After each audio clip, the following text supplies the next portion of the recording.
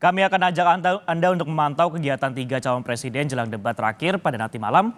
Sudah ada jurnalis Kompas TV Cindy Permadi di Lebak Bulus, Dian Silitonga di Kertanegara, dan Putri Oktaviani di kantor tim pemenangan Ganjar Mahfud di Menteng, Jakarta. Kita akan ke rekan Cindy terlebih dahulu. Cindy, selamat siang. Apa yang menjadi agenda khusus yang dijalani Anies pada hari ini dan bagaimana kemudian situasi di Lebak Bulus? Dan persiapan Anies ini menghadapi debat malam nanti seperti apa, Cindy? Iya Sisko, selamat siang. Kalau hari ini agenda calon presiden nomor urut 1 Anies Baswedan internal dan tidak hanya hari ini tapi juga kemarin. Jadi dari 2 hari ini menjelang debat terakhir calon presiden agendanya adalah internal. Memang kalau tadi pagi Anies Baswedan di kediamannya di Lebak Bulus sempat menerima 2 kelompok relawan untuk menerima masukan, kemudian juga berdialog. Dan saat ini kalau calon presiden nomor urut 1 Anies Baswedan sedang tidak berada di rumah karena ada agenda intern lainnya. Memang kalau Anies Baswedan sudah menyebutkan menjelang debat terakhir Capres pada hari ini akan fokus rehat karena persiapan tidak hanya soal materi tapi juga soal fisik.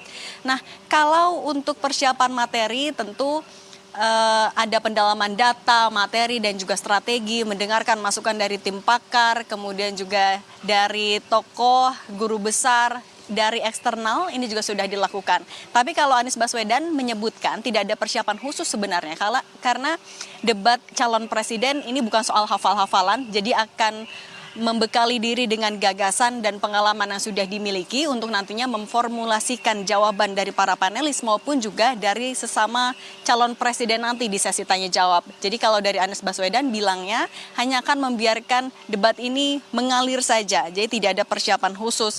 Dan Anies Baswedan bilang kalau semua tema hari ini ada 2 tema dan juga 6 subtema, semuanya sama-sama penting.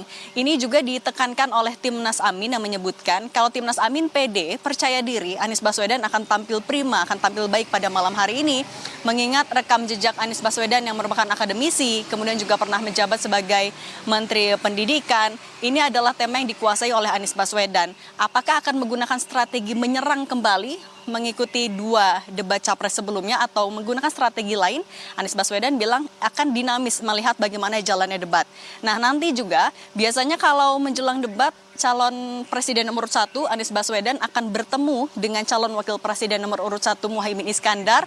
Dari 4 debat sebelumnya mereka selalu berangkat ke lokasi bersama-sama, tapi titik temunya yang selalu tentatif. Kalau misalnya debat pertama bertemu di markas pemenangan Timnas Amin di Diponegoro 10 yang jaraknya dekat dari KPU, kemudian di beberapa debat sebelumnya bertemu di kafe di area Senayan. Malam hari ini yang masih sama-sama kami tunggu akan dari mana titiknya, tapi sekali lagi kalau berkaca dari 4 debat sebelumnya, calon presiden Anies Baswedan dan calon wakil presiden Muhaimin Iskandar selalu berangkat bersama. Sisko. Baik, tidak ada persiapan khusus dan lebih memilih istirahat meskipun juga sebelumnya tadi Cindy katakan sudah ada agenda internal. Kita akan update dari mana kedua paslon dari 01 ini akan berangkat.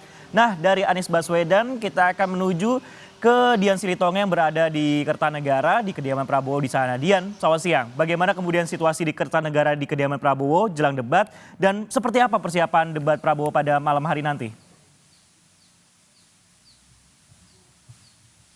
Ya, kalau di situasi kediaman rumah Prabowo di Kertanegara, Jakarta Selatan ini masih terpantau sepi, Sisko. Tidak ada kegiatan atau aktivitas yang berarti begitu ya. Dan memang secara kegiatan juga untuk hari ini tidak terjadwal ada kegiatan eksternal maupun juga kegiatan kampanye yang dilakukan oleh Prabowo Subianto. Nah, nampaknya memang Prabowo Subianto mengkhususkan atau memilih mengkhususkan hari ini untuk persiapan debat nanti malam, baik secara materi maupun juga secara mental.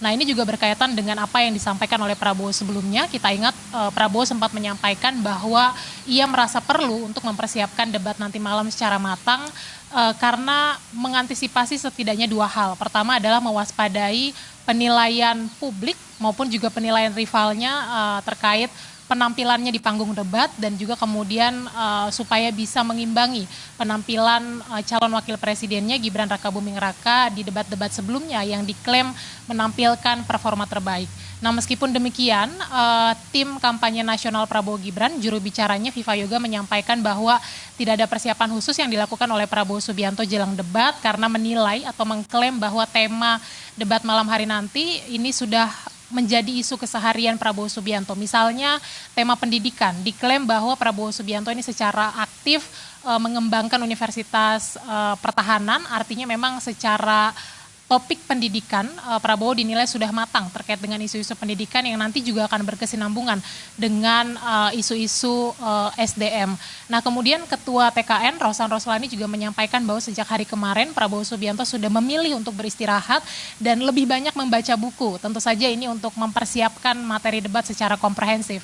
Nah, secara teknis seperti biasa Sisko, biasanya nanti Prabowo Subianto ini akan berangkat dari kediamannya di Kertanegara, Jakarta Selatan menuju lokasi debat, akan berangkat bersama-sama dengan calon wakil presidennya Gibran Rakabuming Raka, dan biasanya juga akan didampingi oleh elit partai pengusung, dan biasanya akan berangkat sekitar pukul 5 sore atau setengah 6 sore nanti. Nah, debat malam nanti tentu saja paling ditunggu karena ini menjadi debat final atau debat terakhir untuk calon presiden.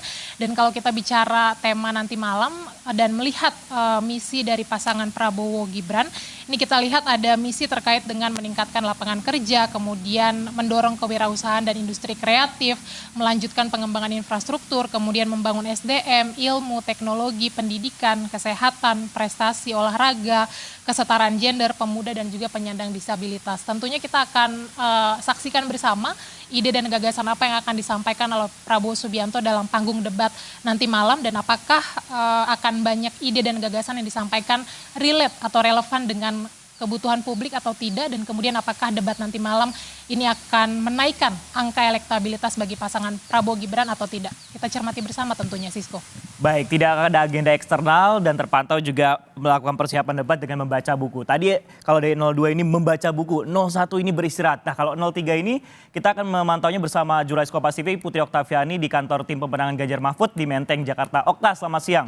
Ini nanti malam jadi sudah dikatakan oleh rekan-rekan tadi debat terakhir yang akan digelar ataupun juga debat pamungkas. Lalu apa agenda khusus yang dilakukan pada Ganjar pada hari ini dan seperti apa persiapan Ganjar jelang debat pada malam ini? Apakah baca buku juga atau justru istirahat? Ya, selamat siang Francisco dan juga saudara, benar sekali menjelang debat pamungkas atau ini menjadi debat terakhir yang akan dihadapi oleh Capres-Cawapres, tapi nanti akan diikuti oleh calon presiden. Tentu ada sejumlah persiapan yang dilakukan para capres termasuk juga Ganjar Pranowo. Nanti Francisco dan juga saudara, Ganjar Pranowo dijadwalkan akan berangkat dari markas TPN atau Tim Pemenangan Nasional Ganjar Mahfud di gedung High End Menteng Jakarta Pusat sekitar pukul 17 waktu Indonesia Barat. Tentu nanti akan juga didampingi oleh cawapres yakni Mahfud MD, kemudian juga dari TPN maupun juga rombongan yang ikut atau undangan yang ikut dalam rombongan dari TPN 03. Dan Francisco dan juga saudara, kalau kita berbicara mengenai capres-cawapres, jadi memang kalau Ganjar hari ini agendanya hanyalah mengikuti debat. Berbeda dengan cawapresnya, yakni Mahfud MD yang memang kalau menurut jadwal ini ada agenda terlebih dahulu di Pasuruan bersama dengan Partai Hanura, kemudian juga ada agenda di Stadion Temenggung Abdul Jamal di Batam. Barulah nanti akan beristirahat terlebih dahulu di kediamannya, lalu nanti akan mengikuti debat Capres-Cawapres di JCC Senayan, Jakarta.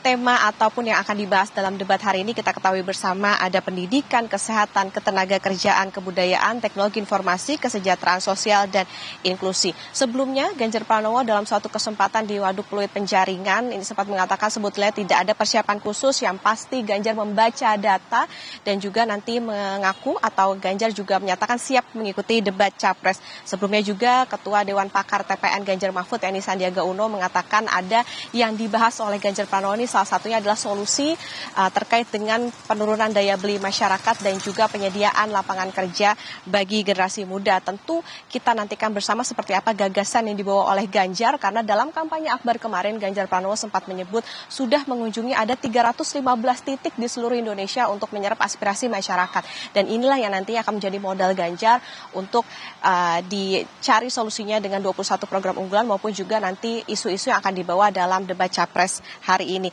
Tentu kita akan lihat bagaimana nanti aksi Ganjar dalam debat Capres-Cawapres pukul 19 waktu Indonesia Barat, termasuk juga yang menarik biasanya ini paslon nomor urut 03 ini memakai outfit atau pakaian yang sesuai dengan tema debatnya. Nanti kita akan lihat bersama di pukul 19 waktu Indonesia Barat, debat Capres-Cawapres di JCC Senayan, Jakarta. Francisco. Baik, terima kasih Putri Oktaviani yang melaporkan langsung dari Menteng, Jakarta Pusat. Dan sama seperti dua capres yang lain ini tidak ada persiapan khusus. Terima kasih. Sebelumnya ada Cindy Permadi dari Lebak Bulus dan juga Dian Silitonga dari Kertanegara. Terima kasih rekan-rekan.